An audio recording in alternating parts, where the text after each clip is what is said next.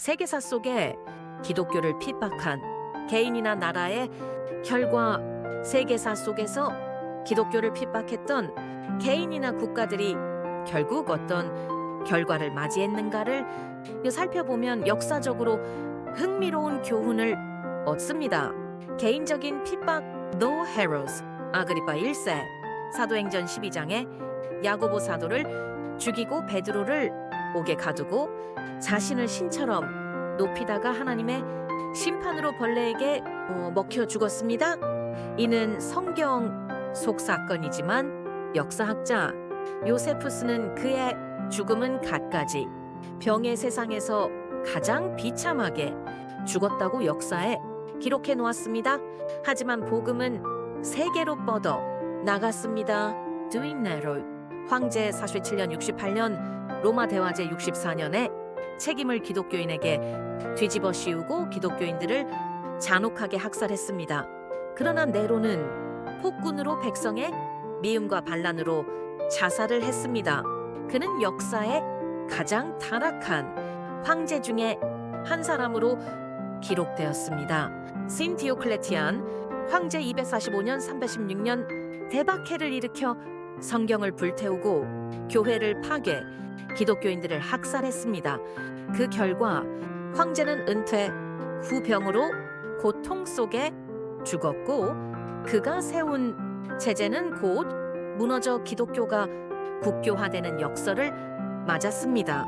국가적 핍박 1고대 로마 제국 네로 54년 68년 도미티안, 디오클레티안 황제 등은 수많은 기독교인을 원형 경기장에서 사자, 밥이 되게 하거나 십자가에 못 박고 불태우며 박해했습니다. 그러나 결과 네로는 반역 혐의로 몰락하여 스스로 목숨을 끊었습니다. 또 디오클레티안 박해 303년 313년은 가장 혹독했으나 곧 로마가 흔들리기 시작했고 결국 323년 콘스탄티누스 황제가 밀라노 칙령으로 기독교를 공인했습니다.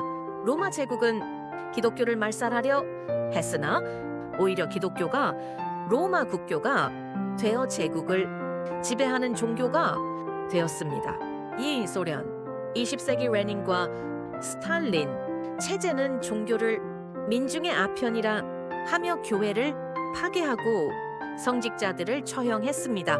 1917년 볼셰비키 혁명 후 공산 정권은 무신론 국가를 선언, 수많은 교회를 파괴하고 성직자 투옥 처형시켰고 신앙 교육을 금지했습니다. 수십 년간 신앙을 억눌렀지만 지하교회가 살아남아 1991년 소련이 붕괴되었고 이어 러시아가 일어나 정교회를 복원하고 다시 종교가 사회화 중심으로 등장했습니다. 국가적 무신론 정책이 장기적으로 실패하고 오히려 더 강한 신앙의 부활을 낳았습니다.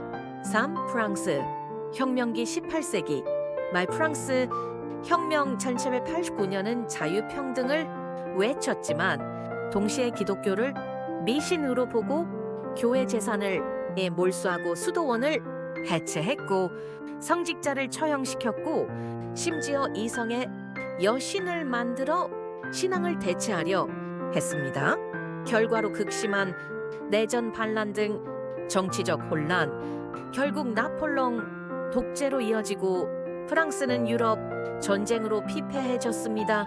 혁명은 인류사에 큰 변화를 주었지만 기독교 박해에 시도는 실패했고 가톨릭이 다시 부활했습니다. 4. 중국 현대 마오쩌둥 시절 문화 대혁명 때 공산정권 수립 후 교회를 강력 통제 문화 대혁명 때는 성경과 교회를 불태우고 기독교인을 투옥했습니다. 최근에도 지하 가정교회를 탄압하고 교회 십자가 철거 지속했으나 중국 내 기독교인은 이미 1억 3천 명 이상으로 추정되며 세계 최대 기독교 인구를 가진 나라 중 하나로 성장했습니다. 온튼 나치 독일 히틀러는 교회를 국가에 종속시키려 하고 기독교 지도자본 회퍼, 목사 등을 투옥 처형, 기독교적 가치를 무너뜨리고 인종주의 전체주의를 신격화했습니다. 그러나 2차 세계대전 패망, 독일 분단됐고 히틀러는 자살했고 본 회퍼 같은 순교자의 신앙은 오히려 세계적으로 더 큰 영향력을 미치게 되었습니다.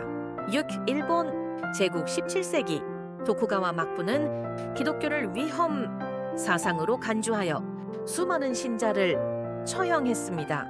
나가사키 순교 등. 그러나 결과로 200여 년 동안 서양 문물을 차단하며 그 쇄국 정책을 썼으나 결국 근대화에서 뒤처져 서양 열강의 무릎 꿇고 2차 세계대전에서도 패망했고 숨어있던 그리스도인이 수백 년 후 다시 발견되었습니다. 2대 멕시코 크리스테로 전쟁, 1926년 1929년 반반 성직 정책으로 교회 재산 몰수 사제 주방 신앙 탄압을 했으나 전국적 반발로 크리스테로 봉기 발생하여 정부는 결국 일정 부분 양보, 교회는 다시 살아났습니다.